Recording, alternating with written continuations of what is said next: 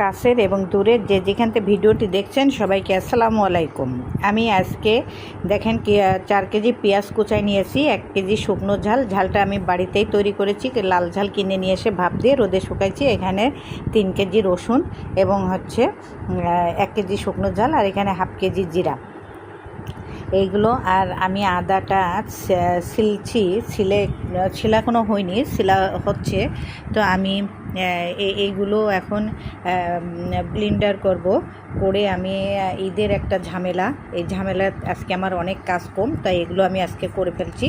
তো আমি জিরেটা রোদে দিয়েছি, দিয়ে শুকাই একটু মচমচে করে নিয়েছি।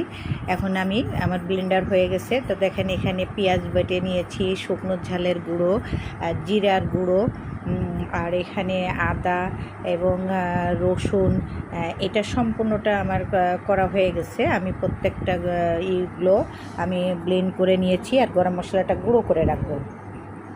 তো এখন আমি প্লেটে কেন রাখলাম, এই যে কাঁসার থাল, এতে স্টিলের প্লেটে কেন রাখলাম, এটা আপনাদের একটা কথা থাকতে পারে। তো আমি সেটাও আপনাদেরকে বলে দিচ্ছি, এটা একটা টিপস। সেটা টিপস হচ্ছে যে আমি এই প্লেটে এরকম দিয়ে আমি এখন এটা 3-4 ঘন্টা ফ্রিজে দিয়ে দেব।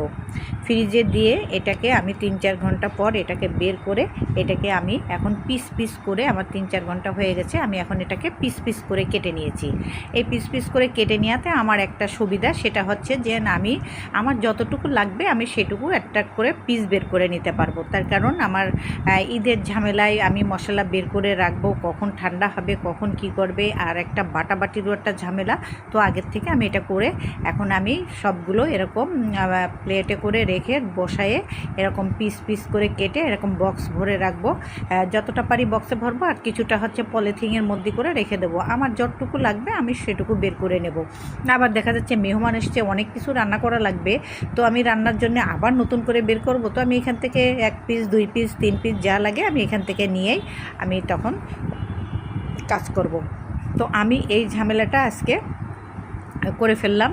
আমার ঈদের গোশের নিয়ে আসার পরে একটা আলাদা ঝামেলা, মশলার একটা ঝামেলা। তো আমার আজকে সময় ছিল, যেহেতু কুরবানি আর বেশি দেরি নাই, আর কয়েকদিন 10-12 দিন আছে, তো আমি এটা করে নিয়েছি। ভালো লাগলে লাইক শেয়ার কমেন্ট করে দিন। আসসালামু আলাইকুম।